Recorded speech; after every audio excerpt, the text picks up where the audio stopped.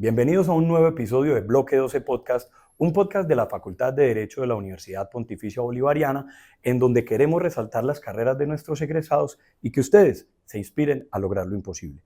Hoy tenemos con nosotros a Carlos Alejandro Duque Restrepo, abogado de la universidad, especialista, quien ha dictado cursos en posgrado y nos va a hablar de su trayectoria y su carrera y hoy el papel que recientemente desempeña como vicepresidente de Asuntos Legales y Secretaría General en Empresas Públicas de Medellín. Qué gusto tenerte con nosotros. Buenas tardes. Alirio, ¿cómo estás? Muchísimas gracias por la invitación, hombre. Muy honrado de acompañarlos en este espacio. Qué bien. Nos gustaría empezar esta conversación, que nos cuentes esas anécdotas que recuerdas de la Facultad de Derecho. A ti te tocó también la transición del centro al bloque 12 y cómo fue esas historias con los profesores y después el regreso como profesor. Ok, perfecto. Entonces, lo primero es que yo soy bachiller del Colegio de San José del año 89 y mi primer intento de estudio universitario fue Ingeniería Civil en la Universidad Nacional. Yo estudié Ingeniería Civil. Hay que decirlo, casi que de huida del derecho. Pues yo vengo de familia de abogados, tengo un tío abuelo fundador de Bolivariana en la Facultad de Derecho, Braulio Duque, profesores en la facultad, toda la cosa. Ingeniería Civil fue bastante, ¿cómo le podemos decir a eso? Bastante violenta conmigo, entonces decido hacer un cambio de carrera poco antes de que me echaran de la universidad y terminé estudiando Derecho en Bolivariana, gracias a la relación que teníamos en su momento con William Yarse.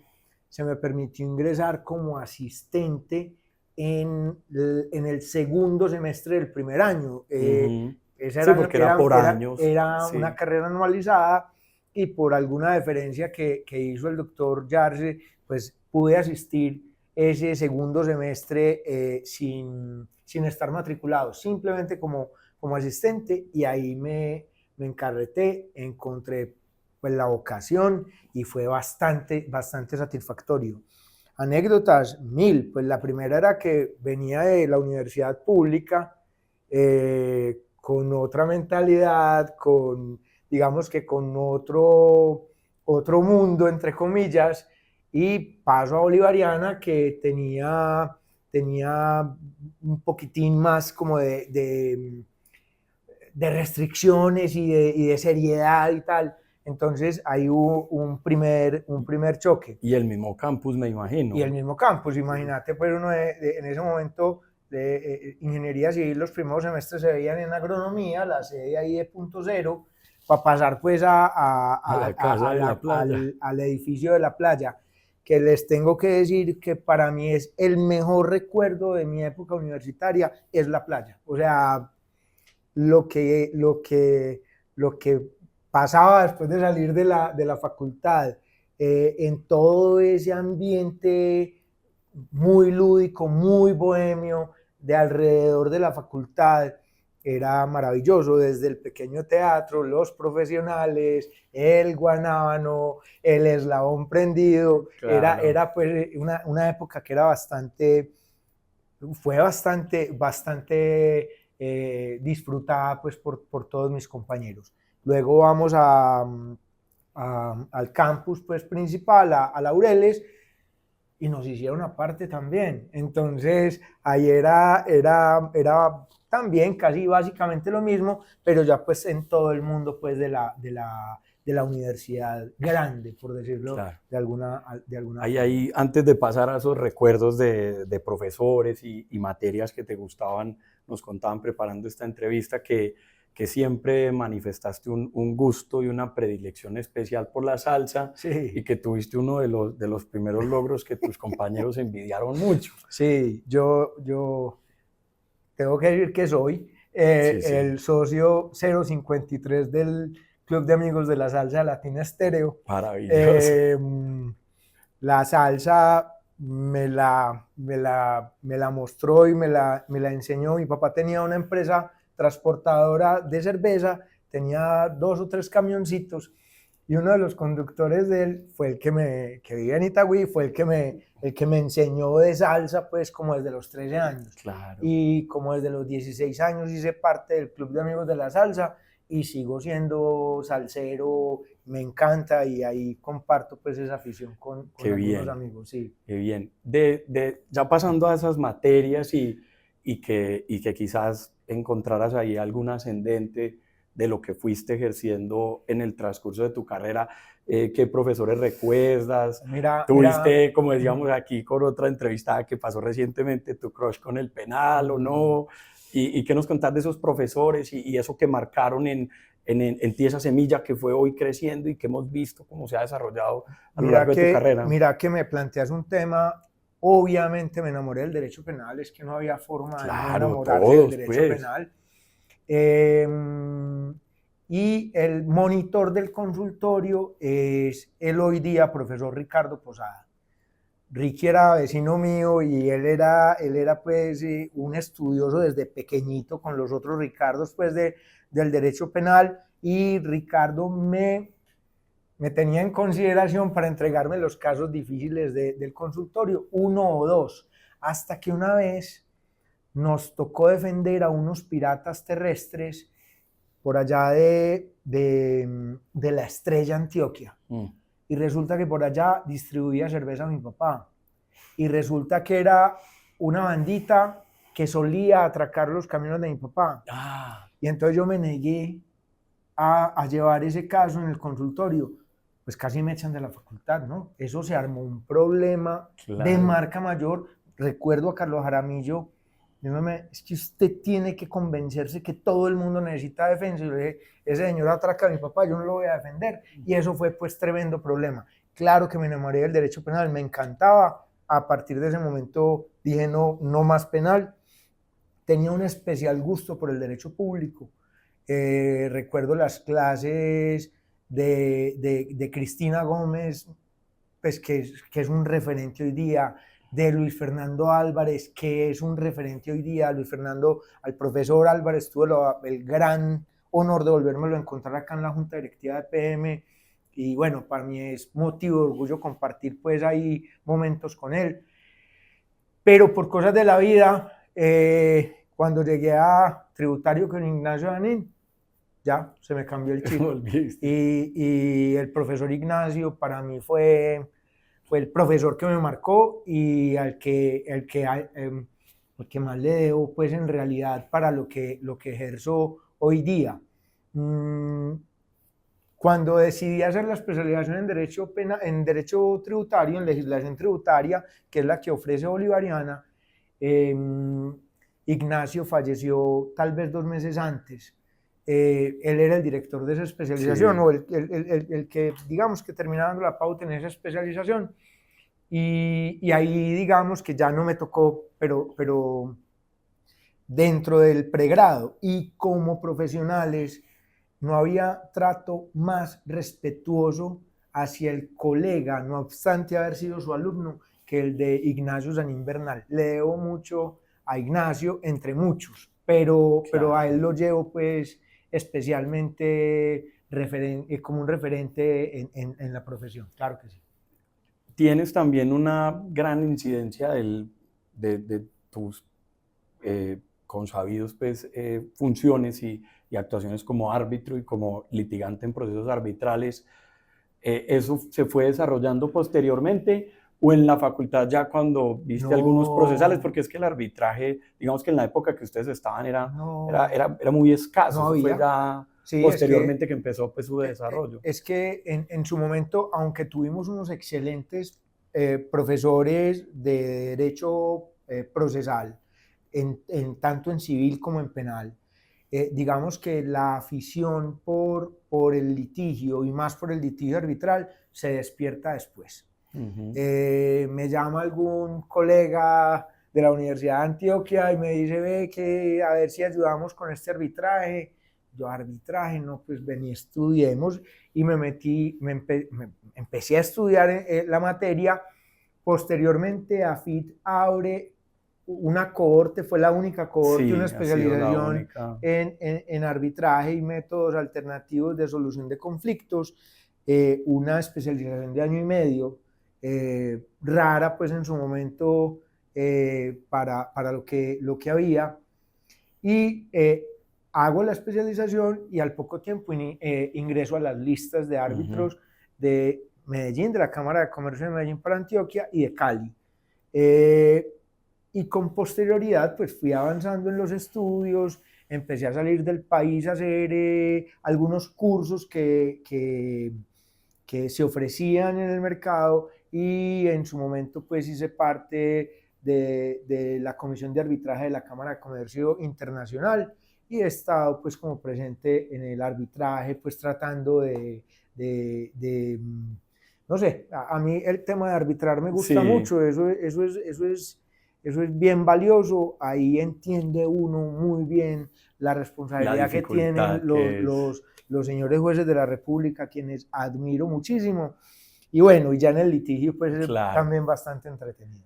que esa es una corte cerrada famosa Sí, de arbitraje, porque también hubo, como que me contaban algunos pues que pasaron por ahí, que eran no solo grandes profesionales viendo clase juntos, sino que también se formó una camaradería y un colegaje fue, que así es, luego pues siguieron ustedes creciéndolo y promoviendo la así es, práctica del arbitraje, entre ellos el sí. profesor Martín Giovanni A, Orrego de a, nuestra Facultad de Derecho y Martín fue compañero nuestro, Martín Giovanni, a quien aprecio y admiro mucho. Mateo Peláez también estuvo ahí, estuvo ahí. a quien también Daniel Arango, quiero también mucho. profe. Y ahí y los profesores eran de primer nivel, o sea, eso fue bastante entretenido. Lástima pues que AFID AFID y Cámara, porque eso era un programa Sí, conjunto, no continuaron con listo. ese programa.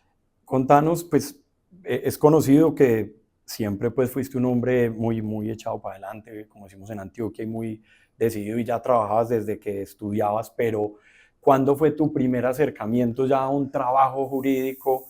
Muchos tuvieron la oportunidad, y aquí han pasado pues todos los que han sido también profesores, como el profesor Tascón, que empezaron siendo monitores de un profesor y trabajando como dependientes y luego se conectaron en la práctica de estos despachos de abogados. En tu caso, ¿cómo fue? ¿Saliste fue a hacer una práctica temprana o ya al finalizar la Pues carrera, y cómo se va empezando ese mundo ya profesional y vamos conociendo esas lecciones que... entonces, les voy a contar algo que no sabe mucha gente en realidad, pero que a los que les he contado se los cuento para que vean que no hay imposibles. Mi papá tuvo un revés económico muy grande cuando yo estaba en tercer año de Derecho. Fue una situación muy caótica. En ese momento yo tengo dos hermanas, una es publicista de Bolivariana, la otra de la Universidad de Antioquia, una carrera de la Facultad de Salud Pública. Y la verdad es que yo estoy acostumbrado a trabajar desde muy chiquito. Sí, Yo señor. empecé a trabajar por allá en un almacén de artículos fotográficos desde los 15 años, y luego bares y restaurantes durante muchos años. Y cuando mi papá tiene este inconveniente, pues, bueno, listo, venga, organicémonos pues, y entonces, ¿qué hay que hacer? Y usted estudia Derecho, mijo, y el señor Gonzalo Sierra Mesa, un abogado tributarista. Gonzalo es amigo de nosotros, ¿porque no te vas de dependiente de Gonzalo? Y me fui a trabajar como dependiente de Gonzalo. Y cuando estaba trabajando con Gonzalo, que en paz descanse, me llama Mario Velázquez Sierra, decano en ese momento de la facultad, y me dice: a usted lo escogimos para que se vaya a Sura a hacer una práctica que había, que era un convenio entre Bolivariana y Sura, para que dos estudiantes en práctica pasáramos por allá. Y me fui a trabajar allá, a Sura, Sí. pero no solté a Gonzalo. Mm, Entonces, en un momento de mi vida, yo veía materias de cuarto año full, trabajaba donde Gonzalo tiempo completo y trabajaba en Sura medio tiempo. wow. Eran jornadas, o sea, que tendría 20 años más o menos, Sí. no sé, 20, 21 años. Eran jornadas de No, 6 de la mañana que entrábamos a clase a 10 de la noche sin problema. Y, y digamos que ahí como que le cogí conciencia a dos cosas. La primera, al valor del trabajo, porque es que yo sé que lo que voy a decir puede que no sea así para todo el mundo, pero es que a mí me tocaba trabajar, porque había que ayudar a mantener a mi familia, pero a su vez disfrutaba demasiado lo que hacía, Claro, porque estaba haciendo lo que era mi vocación. Entonces, ahí, no obstante la fugia, no obstante el desgaste en tiempo y tal, era muy satisfactorio, ¿no? Conté con unos apoyos gigantes en la vida en ese momento. Gonzalo Sierra Mesa, quien ya mencioné, en Sura, pues pues eso era un combo de estrellas, pues era el doctor Fernando Jalbo, el doctor Fernando Rodas, Luis Alberto Botero, que desde muy chiquito me decía, no, hágale, métase, y me hacía tomar decisiones de abogado sin serlo, obviamente acompañándome, diciendo y estando al lado mío.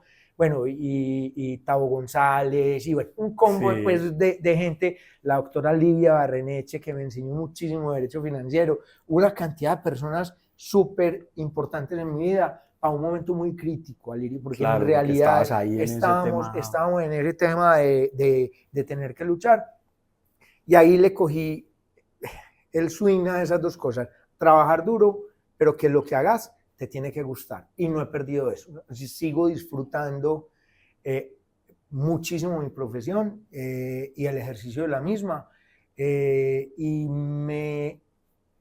la verdad es que me emociona mucho cuando se me arrima un amigo, una amiga, y me dicen, ve, es que ahí está mi niña que quiere estudiar Derecho, vení, sentate, habla con ella, porque en realidad ha sido para mí el Derecho ha sido pues básicamente la vida.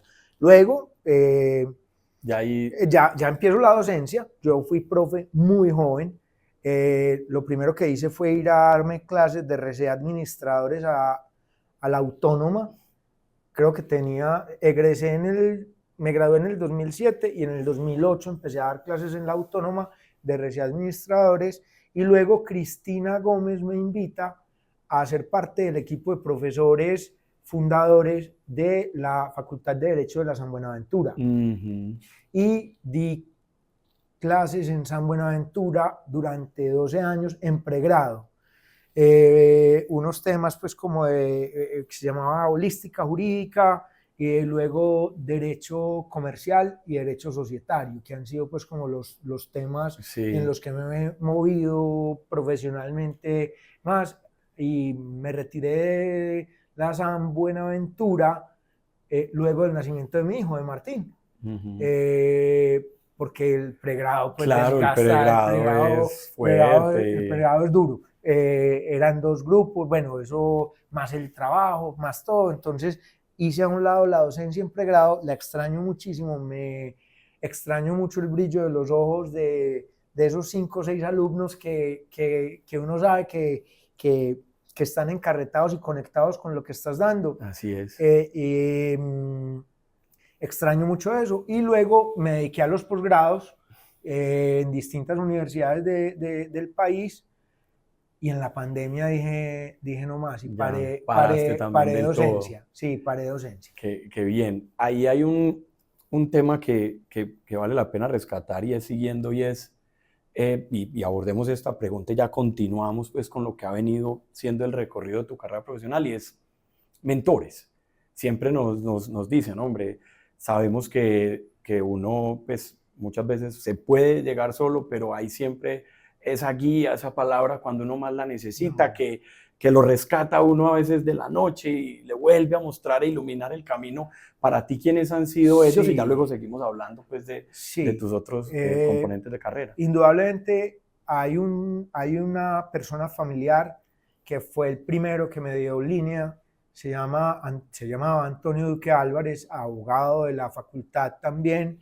Tuvo su oficina, en su momento no había firmas, eran oficinas, sí, aquí ya hablamos con Guillermo Villegas, que él fue la primera firma como firma con texto legal. Guille tuvo la primera firma de Medellín, con estructura de firma, es Que cierto. antes eran sole practitioners, como se dice en inglés. Exactamente, bueno, mi tío que era profe, que bueno, muy político también, pero él fue como el que me ayudó en un principio, pues como en ese camino. Luego llegaron dos personas a mi vida, Luis Alberto Otero, que me guió mucho y me ayudó mucho en su momento, y un primo, hermano, que era muy lejano, pero que se hizo hermano mío. Se llamaba Jorge Duque Gutiérrez, hoy día consejero de Estado. Teníamos digamos que una dinámica muy entretenida, y era que los martes nos encontrábamos en la misma parte, una tiendecita ahí cerquita a Sura, y luego lo pasamos para los viernes por algún efecto más lúdico, y nos sentábamos a hablar de derecho. Luis Botero, pues una autoridad en seguros en su momento y en responsabilidad civil, porque Luis estaba dentro de Sura, y en ese momento Jorge Iván tenía su oficina y atendía temas de derecho público, pero no le tenía miedo al derecho privado, y Jorge Iván es un tipo que le cabe todo el derecho en la cabeza. Jorge es un tipo muy brillante, y ellos dos me fueron formando en las cosas que uno no ve en clase, en las cosas que muchas veces el profesor se guarda porque se le olvidan o porque no, acá era la vainita, el referente a la jurisprudencia, leas este autor que dice una cosa distinta, o mira lo que me pasó a mí, y me contaban su anécdota, y ahí me hice muy abogado, claro. Y lo disfruté mucho, y les debo a ellos dos. Ahora, tengo otro mentor en la vida, es una persona que aprecio mucho y que fue cliente mío desde el año 2000 hasta que llegué aquí a EPM, que se llama William Restrepo. Sí, William es un empresario del sector de la tecnología y es mi guía. Sí, el hombre es el que empresarialmente no es por acá, es por acá. Mira, la estrategia es esta, tal, y me ha apoyado mucho pues con el relacionamiento también en el sector empresarial, sobre todo en tecnología. De esas experiencias, tú estuviste entonces ahí en Sura, luego saliste, fuiste a Sura Leasing. No era... Entonces, primero estuve en Sura. Y era para llegar a cuando decís dar el salto y decís, yo ya quiero tener mi oficina, conociendo ahora el referente que tenías de ellos, pero haciendo ese recorrido corto para hacerte unas preguntas. Listo, entonces corto. Yo siempre soñé con hacer lo que hice hasta el 1 de abril, o sea, con tener mi oficina o mi firma, pues en la evolución que hicimos. Entonces, yo estuve en Sura como estudiante en práctica, de ahí sigo con Gonzalo Sierra Mesa hasta que me llaman de Cadenalco, ya graduado, ya abogado. En Cadenalco éramos pues casi todos bolivarianos, el jefe era Santiago Vélez Penagos, estaba Caro Uribe, que ya estuvo por aquí con ustedes en el podcast. Sí, señor. Y después paso a Leasing Suramericana, a su Leasing en su momento, pues se llamaba, hoy día hace parte del banco, de Bancolombia, y en agosto del 2000 me independizo. Me prestan una oficina prestada y ahí arranco mi actividad independiente como abogado en agosto del año 2000. No voy a perder esta oportunidad, Liri. Para los que les da miedo. Sí. Para los que les da miedo la independencia, para los que les da miedo, es mejor enfrentar ese miedo rápido. Porque si usted quiere ser abogado independiente o abogado de firma, es mejor dar el paso rápido. Para que tengan claridad. Yo me independizo en agosto del 2000. Y en diciembre del 2000, los ingresos de la oficina fueron 60,000 pesos. 60,000 pesos. A mí no me olvida. Y eso porque me lo metieron al bolsillo. 60,000 pesos. Con la situación económica que veníamos tratando de solucionar. Y hoy día miro para atrás y no hay cosa de la que me sienta más orgulloso que la cena de Navidad de esa Navidad. Ese año cenamos, después de haber tenido 1000 oportunidades en la vida. 3 chuzos de pollo, mi papá, mi mamá y yo, porque mis hermanas se fueron. Sí. 3 chuzos de pollo y media de aguardiente. Mi papá, mi mamá y yo. Esa fue. Wow. Pues, y hoy día miro para atrás y no me queda más que ser agradecido con lo que Claro, la con lo vida que me has ha ido dado construyendo y lo que mi papá y mi mamá promovieron, porque es que con 1000 esfuerzos me pagaron la carrera y me siento supremamente agradecido. No, o sea, no hay sino motivos de satisfacción, hermano, Claro. porque fueron épocas duras, pero muy formativas, ¿sí me Sí. entendés? Eso fue muy edificante. En esa parte de la independencia, digamos que tú dijiste, bueno, yo ya tengo una línea clara porque pues luego es que empiezas a desarrollarte y te empezamos a conocer, pues listo, no solo por el tema arbitral, sino por esa sólida formación y trabajo serio en el mundo de societario, luego en el mundo del M&A porque te empiezan a tocar pues participar incluso en operaciones que involucraban entidades de salud y se empieza a venir toda esa ola digamos, del mundo, que hoy seguimos en ella, y no más el viernes hacía una conferencia en una de las cámaras de comercio, la del Oriente, sobre arbitraje y fusiones de adquisiciones, Sí. y hablamos de eso, que sigue estando cada vez más activo Colombia en eso, pero cuando tú empezaste eso no era la realidad, salvo que sí había las transformaciones pues, ya internas del grupo, que todo el mundo sabía que existían, pues Nutresa o Bancolombia o Argos y sus internacionalizaciones o sus compras y eso, pero no había llegado eso al mercado normal del día a día y una práctica ordenada de esa manera. A ti, pues, tú empezaste como a llevarlo con esa misma, digamos, metodología también a transacciones, digamos, pequeñas o más grandes o de todos los tipos con esa formación que ya tenías. Entonces, la pregunta, y perdón que me demoré mucho, fue, ¿cómo dijiste? ¿Vos dijiste, no, yo abro la oficina y lo que llegue, o ya sabías que tenías unos amigos que ibas a empezar a recibir unos casos, o cómo fue? No, entonces esa es una buena pregunta. Pues yo abrí la firma con lo que cayera, entonces que el ejecutivo, Sí. que la servidumbre, que deslinde de amojonamiento, o sea, de todo, pero mi vocación era el derecho comercial, hoy día pues más derecho corporativo y tal. Y con el paso del tiempo, digamos que nos fuimos muy rápido, me fui especializando, muy rápido empecé a coger una línea que tenía que ver con tecnología, una línea que tenía que ver con salud. Y digamos que ahí fuimos como formándonos en lo que era el tema de consultoría. ¿Sí? En el tema de litigios, digamos que seguía, yo soy o fui abogado de Sura desde el año 98, incluso siendo empleado de su leasing, tenía un proceso de Sura, con autorización obviamente. O sea, yo fui abogado de Sura toda la vida. O sea, yo, ya pues porque Pacho Gil me gana, pero creo que Pacho, Julio César Yepes y yo somos los abogados más viejos de Sura, pues hoy día. Sí. Pues hasta el 1 de abril. Entonces, digamos que nos fuimos como especializando en esos temas. Y para llegar a M&A, yo era el abogado de unos gimnasios que habían aquí en Medellín que llamaban Gimnasios Forma. Sí, sí. Y un día me llama el dueño de Gimnasios Forma y me dice, vamos a vender esto, se lo vamos a vender a Bodytech para que hagamos esa operación. Yo, bueno. Sentados en el frente estaban PPU y Urigario Urrutia. Y al otro lado yo solo. ¿Sí? Ustedes no se alcanzan. No, eso me tumbó el pelo, literal. Pues, o sea, eso fue la cosa más. O sea, eso fue maratónico, eso fue.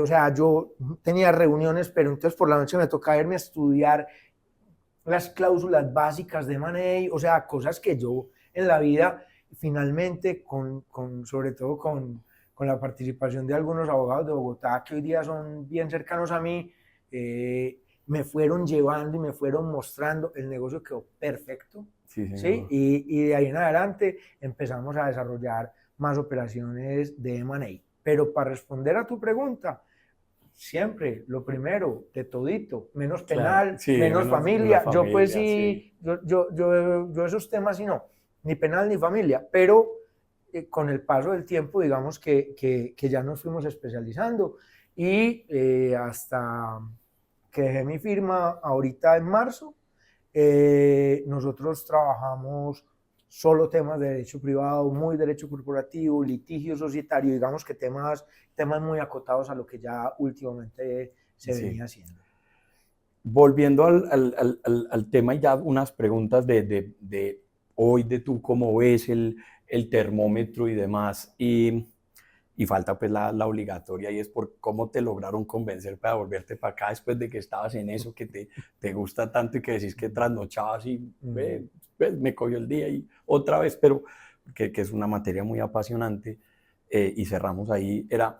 Hoy cómo ves el desarrollo a nivel fusiones, adquisiciones como país, y pues yo te puedo tener una pista de por qué lograron, digamos, seducirte y venir aquí a EPM, y cómo ves ese también impacto hoy que ya no solo el mundo de las integraciones empresariales va a las empresas privadas, sino que ya también tenemos grupos públicos participando en ese mundo de las integraciones. Por ejemplo, EPM. Exactamente. Sí, señor, sí. Mire, a ver, desde la práctica legal, veo con alguna preocupación que la actividad de los abogados en fusiones y adquisiciones va a terminar siendo un commodity. Y entonces, eso tiene una razón de ser, y es que en las transacciones se busca disminuir al máximo los costos transaccionales. Entonces, un mecanismo para hacerlo es estandarizar los contratos. Entonces, un SPA es un contrato que termina siendo medianamente similar, se discuten 3 o 4 temas, pero el resto uno más o menos sabe declaraciones y garantías por dónde van, el precio, o si hay, qué sé yo, un earnout, o hay necesidad de hacer un escrow para guardar una garantía para una contingencia. Esas cosas, digamos, que ya terminan siendo muy puntuales. Entonces, alcanza a ver a uno que, como abogado, que la práctica va a terminar disminuyendo la intervención del abogado a unos temas básicos, ¿sí? Obviamente, pues hay que tener ojo en todo, pero son unos temas básicos. Lo que hemos visto últimamente es, se plantea el contrato, se excluyen los 5 temas problemáticos y el texto del contrato queda listo en un tiempo muy corto. Muy corto. Vamos a los temas problemáticos, se sientan los hombres de negocio acompañados de los abogados, y ese es un tema que en una semana, 2 semanas debería quedar listo. Entonces, creo que los abogados vamos a tener que ser conscientes de nuestro rol para que las transacciones puedan surtirse lo más rápido posible, porque los empresarios, digamos, que no tienen tiempo. Hay sectores de sectores, claro. Hay sectores de sectores que, por estar hiperregulados, porque necesitan no solamente la autorización de la Superintendencia de Industria y Comercio, sino de otras entidades, requieren algún nivel de complejidad, o son más complejas, sí. Mejor. Pero en términos generales, vemos que son acción, o son contratos que se han ido resolviendo fácilmente. Sí, también te tocó, porque tuviste y empezaste todo este tema de la atención en tecnología, que como dijiste fuiste descubriendo pues las diferentes olas, y te tocó una época en la que hubo mucha intervención de fondos de capital de riesgo. Hoy eso está más reducido, y también te tocó empezar, no sé cómo le dirían muchos, platanizar figuras contractuales de los venture capitals de San Francisco al mundo colombiano, con todas estas adquisiciones que hubo o inversiones en capital de riesgo. Ahí, ¿cuál fue tu preparación y cómo llegaste a adaptarte a ese tipo de operaciones? Y segundo, hoy, digamos que hoy ya el dinero para estas empresas en etapa temprana o startups, pues que se dice, no tienen tan fácil acceso a ese dinero. Entonces, ¿cuál es el reto y del abogado en ayudar a esas empresas? Entonces vamos sí, por son partes. Las dos partes de la pregunta. Mira, lo primero es que efectivamente nos tocó platanizar, como bien llamás. Los safe, todo ese cuando, tipo de... cuando empezamos a intervenir con las startups y con otras compañías que sin ser startup se querían devolver a una etapa, entre comillas, más madura para conseguir inversionistas, empezamos a estudiar todos los documentos típicos que se proponen en este tipo de operaciones. Los SAFE, las notas convertibles, los KISS, distintos instrumentos, pero sobre todo SAFE y notas. Y resulta que empezamos a ver que eso funcionaba para la legislación colombiana bien, tenía unos temas cambiarios muy importantes cuando habían inversionistas del exterior y temas cambiarios que, lo voy a decir, los abogados nos demoramos en ver. Entonces, cuando nosotros nos empezamos a meter en ese tema, levantamos la mano y vení, y esa inversión está registrada, y ese endeudamiento está registrado. Claro. Y todo el mundo, ¿qué? ¿Y por sí, la parte cambiaria. Vení, claro. Es que aquí teníamos una parte cambiaria que atender, no la atendieron, y ahí ganamos un espacio, ¿cierto? No era solamente platanizar el documento, sino adaptar la operación a la realidad cambiaria colombiana, que es muy compleja. Total. Pues es distinta a la de muchas partes del mundo y es muy compleja. Entonces ahí digamos que tuvimos una ventaja porque le sumamos un ingrediente adicional. 1, 2, tuvimos que cambiar de lenguaje. Alirio, cuando vos te le sentás a un startupero, como se llaman ellos, pero como les gusta que un startupero está esperando un abogado que le resuelva ya. Está esperando un abogado que sea consciente de que el producto mínimo viable puede ser el producto A hoy día lunes y al otro día pivotean, como dicen ellos, y el producto es Z, es otra cosa completamente diferente. Entonces, al abogado le toca estar ahí, digamos que muy al hilo de lo que está ocurriendo, porque no es la atención normal del cliente corporativo que te pide una opinión, te da un mes para contestar o te invita a una junta directa. No, ahí es en caliente, ¿sí? Entonces ahí hay que volverse bastante ágil. ¿Qué pasó? Muchas de esas startups, digamos que de cara a las crisis que se vivieron, empezaron a quedarse sin fondeo, 1, y 2, los inversionistas de riesgo muchísimo más temerosos. Entonces ya no querían compañías tan pequeñas, querían compañías con mayor grado de madurez, que ya tuvieran un producto que hubiese hecho fit en el mercado o que ya estuviese monetizando. Entonces el dulce se empezó a poner a mordiscos y la verdad es que hemos visto algunas crisis sobre todo en el mercado regional. No obstante, seguimos viendo super ideas, pues, o sea, gente que uno dice, Dios mío, esto, o sea, es una inteligencia salida del molde, gente muy y que sigue existiendo todos los días, pues, gente dispuesta a arriesgarle y gente dispuesta a pasar al mercado. Después de que pasa así y que se nota que te gusta y la pasión que tenés por esos dos temas y que los fuiste desarrollando y sumado pues ya a la práctica de también ser empresario de servicios legales, porque pues tuviste primero una firma con otros colegas y luego decidiste volver a arrancar y volverte más pequeño en tu práctica antes pues del 1 de abril, que eso la dejaremos para una próxima ocasión porque no queremos pues ya quedar mucho más tiempo del que nos habías dado, perdón. ¿Qué te seduce de EPM? Porque, no, todo. O sea, cuando llega la noticia y te dicen, ve, Carlos Alejandro, vos deberías participar en ese proceso para ir a EPM, porque muchos lo pensarán desde afuera, desde nuestra comunidad jurídica, pues, pero hombre, le iba bien, tiene una buena firma, lo reconocen, pues, lo llamaban para ser pues, parte de negocios interesantes, además de arbitrajes buenos. ¿Por qué le va a dar por volverse a emplear? Y mucha gente, a veces, lo digo, y quizás a veces más los jóvenes sienten que es devolverse, y yo creería que es todo lo contrario. Yo siempre dije que era devolverme.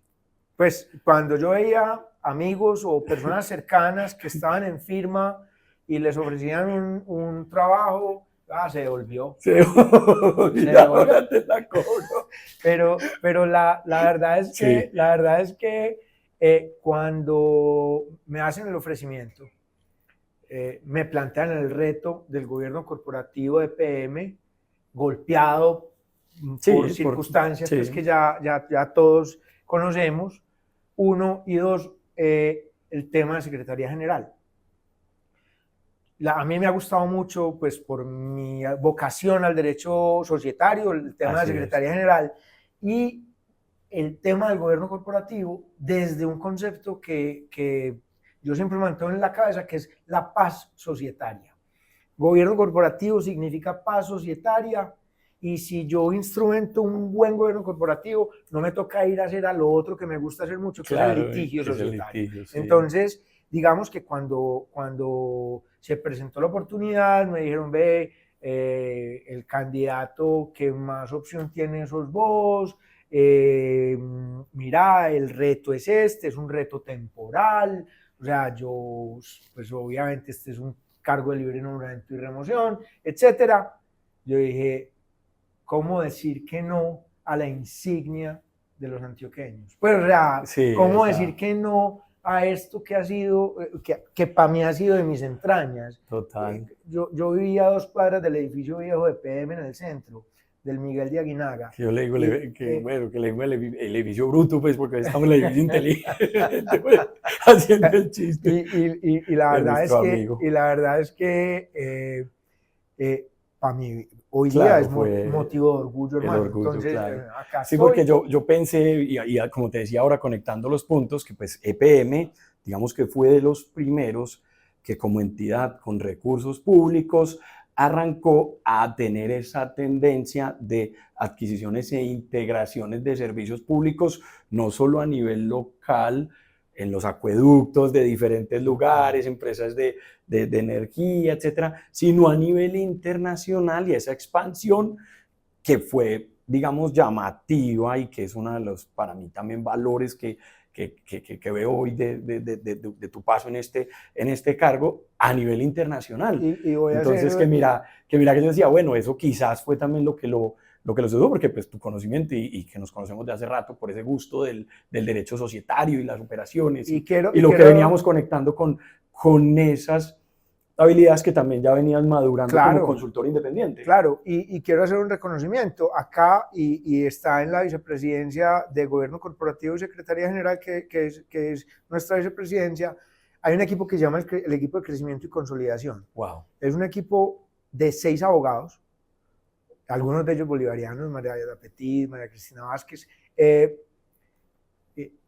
un equipo de 6 abogados cracks. O sea, yo no pensé que un equipo, una compañía tuviese un equipo interno tan potente para el tema de fusiones y adquisiciones. Y aquí se invierte y se desinvierte en Colombia y en Latinoamérica, cosas chiquitas y cosas inconmensurables, con la complejidad de que por la mitad van recursos públicos. Entonces la pureza es suma en el manejo de esos recursos, y es un equipo de altísimo desempeño acompañado por las mejores firmas de Latinoamérica. Pero para mí es motivo de orgullo, claro, como ciudadano, no como funcionario de PM, como ciudadano es motivo de orgullo ver ese equipo con ese altísimo nivel de desempeño, tomando decisiones en pro de los recursos del distrito y de PM mismo, obviamente. Qué bien. Pasando ya a unas preguntas más personales y terminando ir viendo pues como al desenlace de este episodio, que nos encantaría quedarnos más tiempo, que seguramente hay muchas más lecciones valiosas.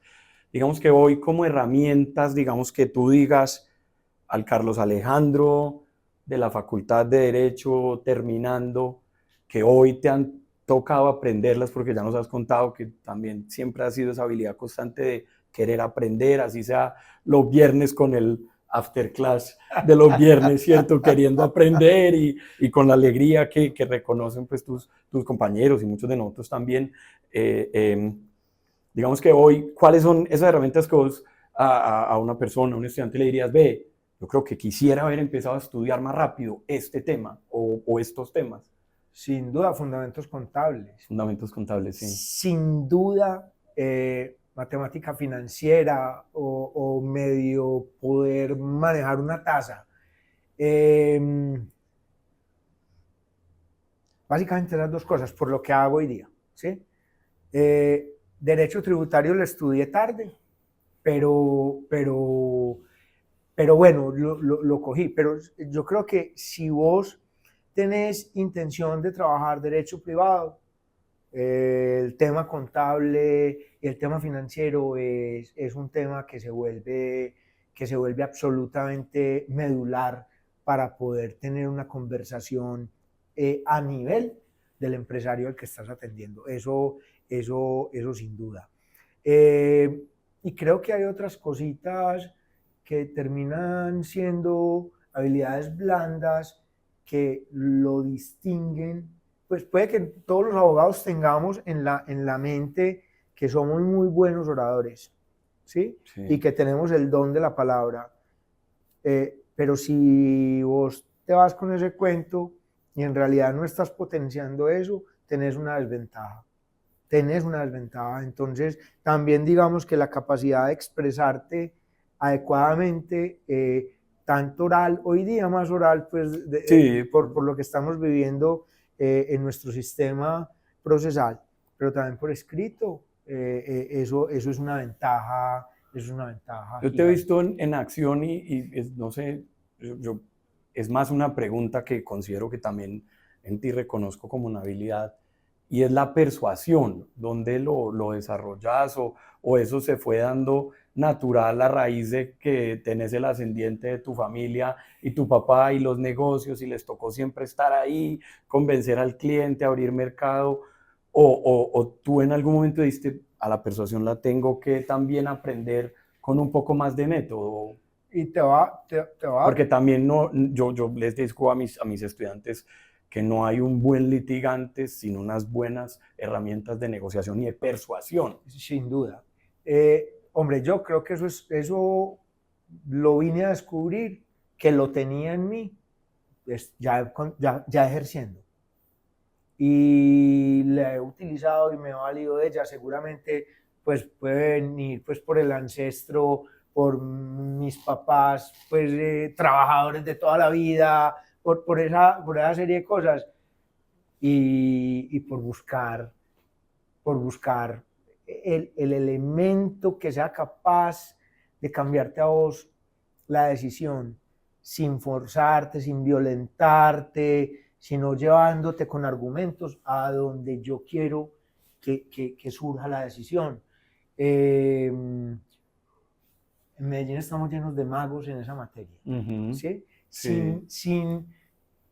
Sin viveza, sin ese tema de que yo soy el paisa dicharachero y que... No. Con una argumentación seria, ¿sí? Y eso termina siendo pues como una de las herramientas que me ayudan mucho en mi ejercicio profesional. Sí, porque hoy también tienes un equipo y tuviste como, digamos, como gerente de una empresa de servicios legales, un equipo que necesitabas llevarlo a que te ayudara a producir los resultados, pues que solo no. Y lo mismo aquí hoy, te toca un componente de liderar equipo también en una empresa grande, y eso es parte del trabajo que quizás a veces más que todos los más jóvenes no lo ven, y es claro, en una empresa hasta los resultados no se logran solos, pero es que además yo acabé de llegar y ya hay un equipo consolidado, entonces ¿cómo hago para ganarme esa confianza y que todos empiecen a remar juntos en esa visión que yo traigo desde afuera? Y te lo voy a decir así de claro, cuando yo llegué y vi el equipo, y pues esta gente se gestiona sola, a esta gente hay que dejarla brillar. O sea, cuando uno está en una posición de líder, yo creo que sin ningún egoísmo y con humildad, con una humildad bien entendida, no con la cabecita agachada, sino con tranquilidad. Es que esta gente lleva aquí muchos años trabajando. Yo no tengo por qué llegar a robarles a ellos ningún protagonismo. Acá hay gente que es, o sea, cracks. Sí, qué bien. Son ellos.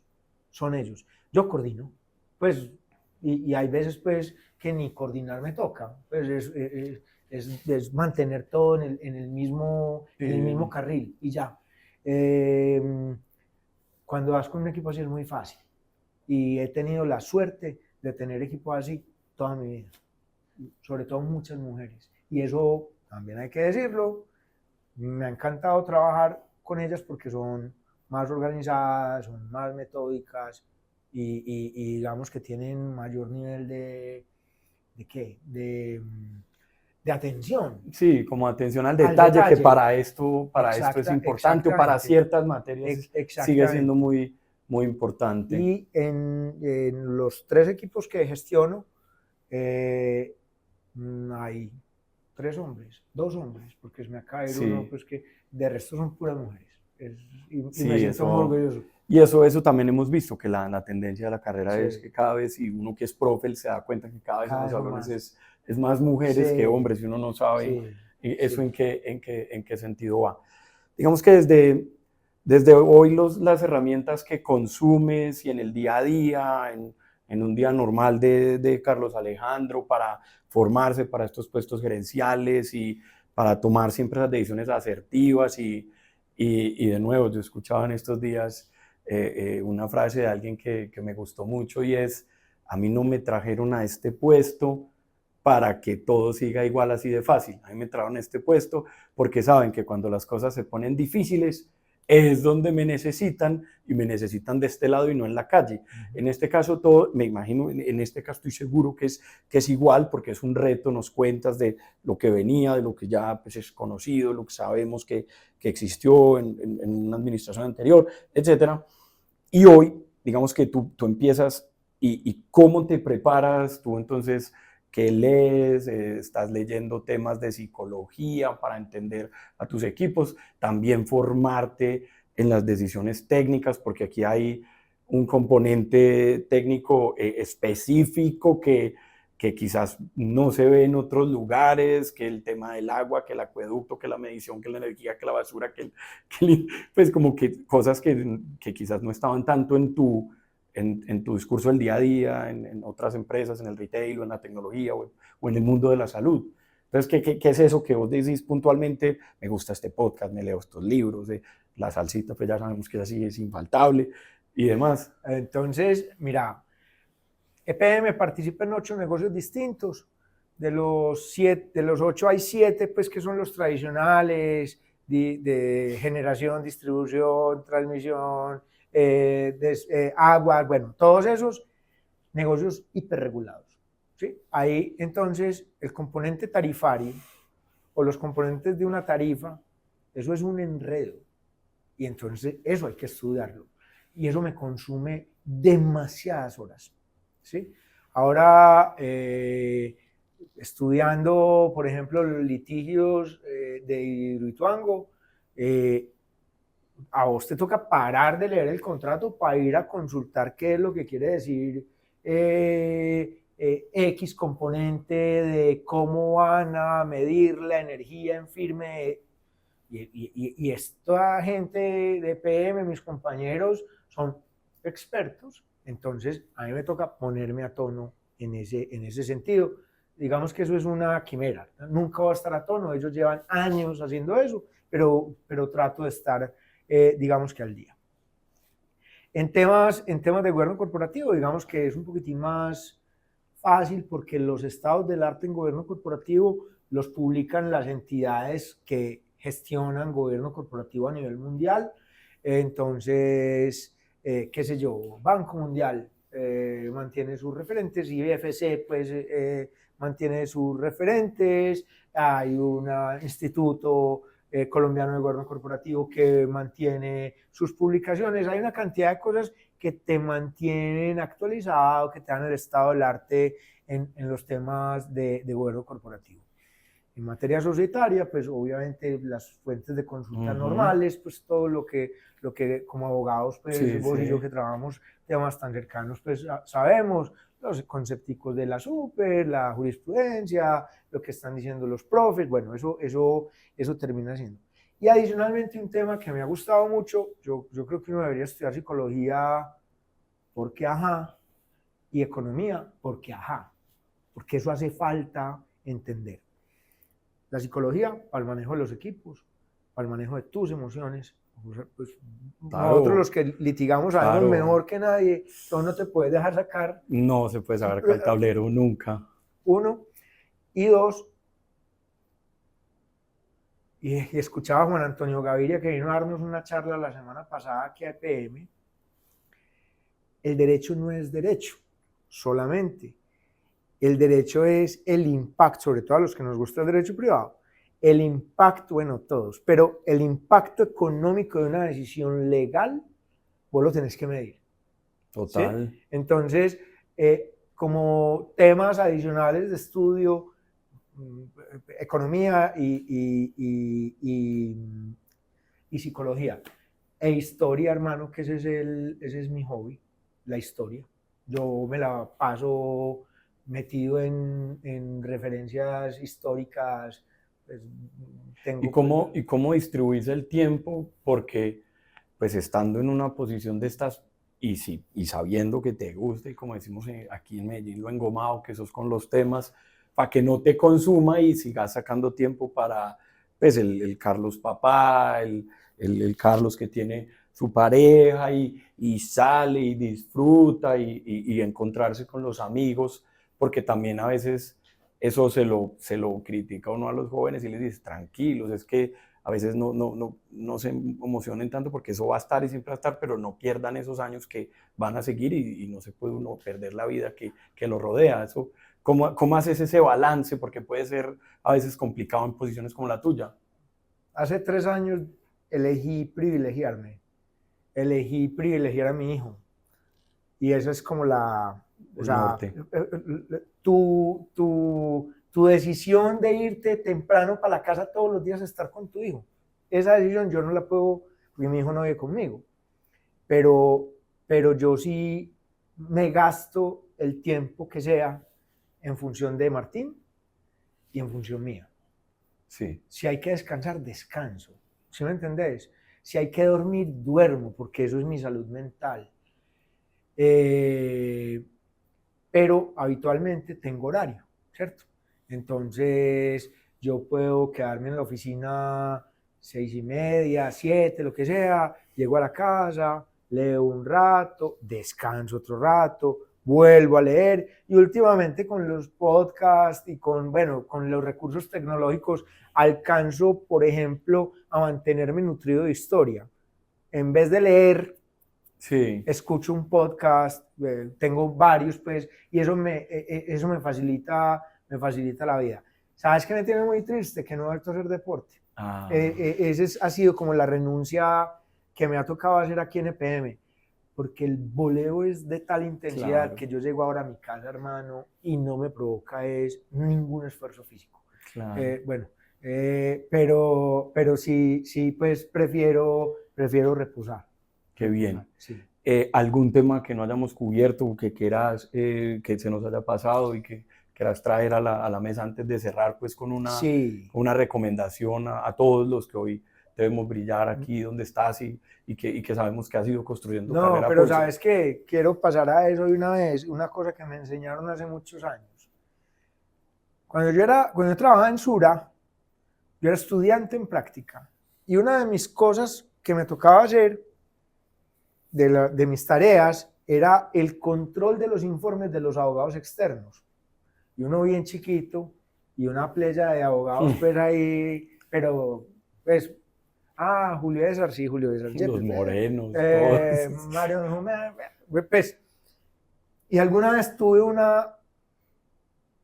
una conversación pesada con uno de esos abogados y detrás de mí había alguien parado, uno de los abogados internos de la compañía. Yo sostuve mi punto, le estaba exigiendo simple y llanamente, tal vez en mal tono, tenía 23 años, tal vez en mal tono, que me tenía que entregar un informe que estábamos esperando, un informe de procesos de los que tanto nos molesta mucho ver a los abogados. ¿Listo?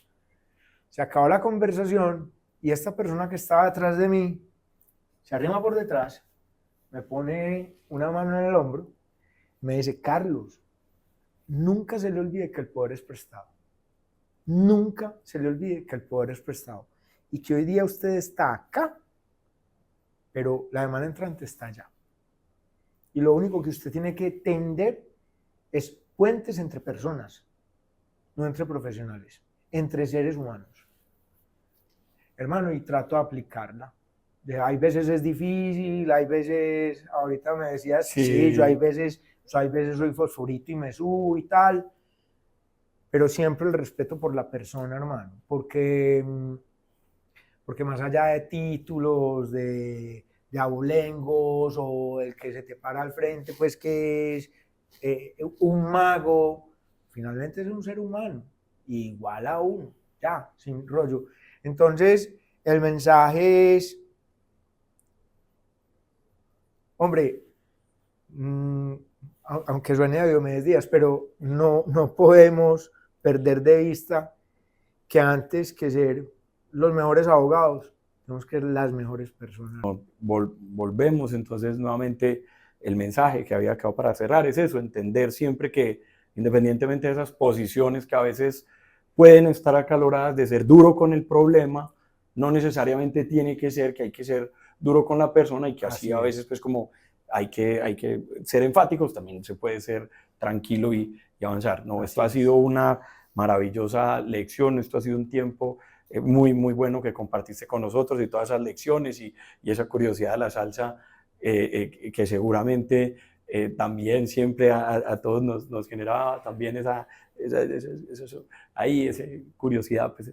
Y bueno, hoy desearte muchos éxitos en este reto, y muchas gracias por este espacio. No, a ustedes, a tu equipo, a la facultad, a que la llevo en el alma, pues, y que me siento muy orgulloso de ser bolivariano. Qué bien. Muchísimas gracias. Aquí nuevamente hoy con Carlos Alejandro Duque Restrepo, vicepresidente y en la Secretaría General de EPM, con todos los retos que ya nos ha contado y toda su historia. Quien les habla, Alirio Giraldo Aristizábal, en la producción María Luisa Londoño. Hasta un próximo episodio.